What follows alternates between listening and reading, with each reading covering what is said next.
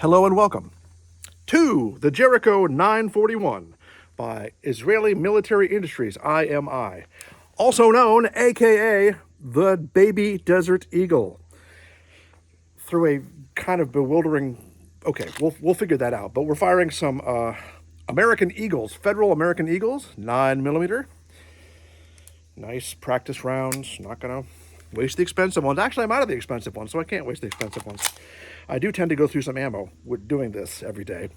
All right, it holds 17 in the big fat double stack mag. Let's see if we can get 17 to come out, shall we?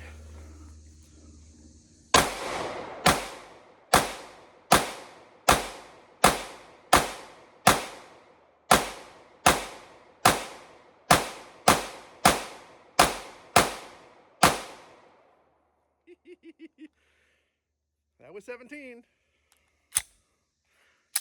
I like it. Okay, well, let's talk about it some and find out why it is what it is, and we'll be right back. Okie doke. It is the Israeli Military Industries Jericho 941, also known as the Desert Eagle pistol, or Baby Desert Eagle. People who know what a CZ75 looks like are looking at this right now thinking, that looks a lot like a CZ75. You know why? Because it's a CZ75. The CZ75 was an excellent pistol that was made in Czechoslovakia in 1975. It was unknown in the United States because we were not importing any arms from behind the Iron Curtain because Cold War, but Israel was in the business of getting all the arms it could from any source it could, so it cut a deal with Tanfoglio, which is an Italian arms company, who were already making copies, clones of the CZ75. So some of these parts are Italian, made by Tanfoglio. Not the slide, I'm pretty sure, and I'll tell you why. IMI started making these in 1990, and Magnum Research was the company, American company, that designed and first started making the Desert Eagle pistol, the hugely, ridiculously overpowered 50 caliber pistol that we've all lusted after, but we would all be really disappointed by how unpleasant it is to shoot, I would imagine. They cut a deal with IMI and moved their manufacturing to IMI. So the Desert Eagles were made in Israel. And when they went to import these pistols, the Jerichos, to America, they stamped Desert Eagle pistol on the side. Pure marketing. This has nothing to do with the Desert Eagle other than the association with between IMI and Magnum Research and this kind of slab-sided stuff up here, which looks a little bit like the Desert Eagle, right? If you're familiar with the Desert Eagle, yeah, it definitely looks familiar. Tanfoglio's version was known as the T95. They did not look like this. They didn't have this slab-sided stuff, so I'm pretty sure that is Israeli. I bought this pistol used, obviously, many years ago. I don't remember how much I got it for, but it wasn't much. It certainly was not a pistol anyone was looking for, but it has just been absolutely fantastic. CZ75s are great. I have owned a couple. If I still had them, I'd show them to you. I don't. CZ75's triggers are pinchy to me in a way I can't really describe, but they're uncomfortable for me to shoot. I don't have that experience with any other kind of gun. This is very similar to the CZ75's trigger, but for some reason it's not pinchy. It's perfect. I love it. This checks a lot of the boxes that I really like in a pistol. It's single double action. It's got a safety that you can do without changing your hold with your thumb, which is good. It's got good sights that look a little goofy, a little high. They would have had white in those dots when it was new, I would imagine. And this mess down here is my fault. I did that. That is some glow-in-the-dark paint. I thought, I'm going to make my own tritium sight. But when you do it with a black light, it does light up really nicely. Hold up, guys. I can't have a gunfight with you until I charge my sight. That is really cool.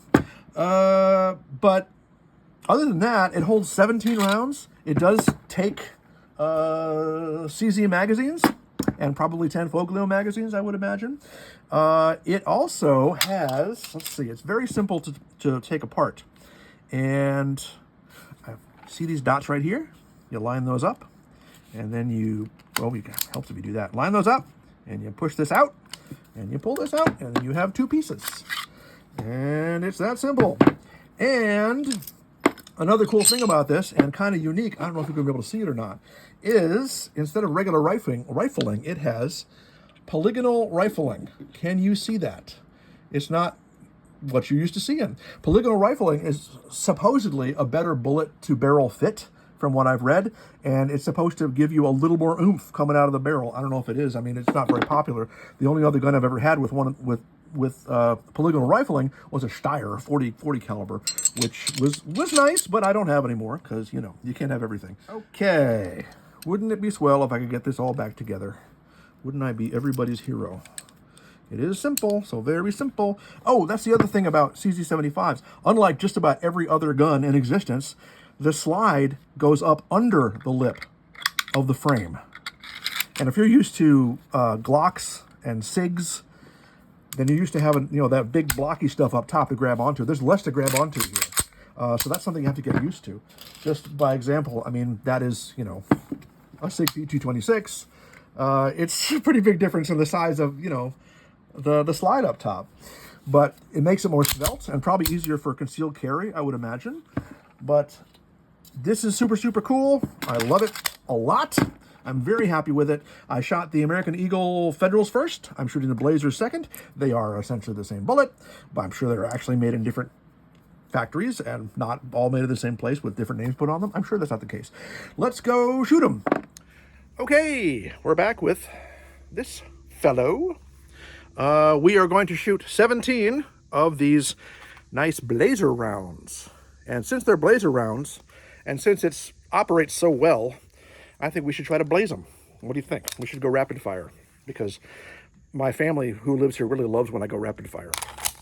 Don't you, right? Okay. I have yet for this to malfunction in any way.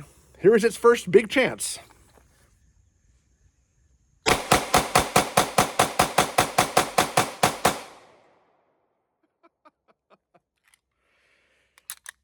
Oh, the neighbors love me.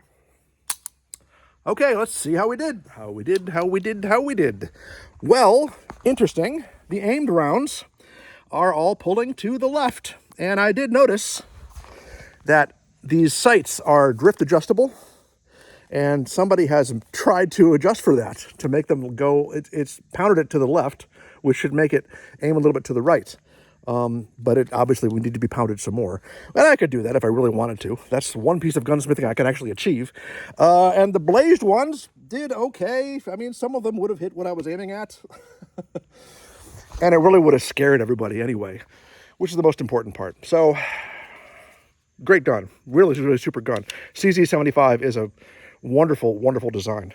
And all the copies seem to be pretty good too.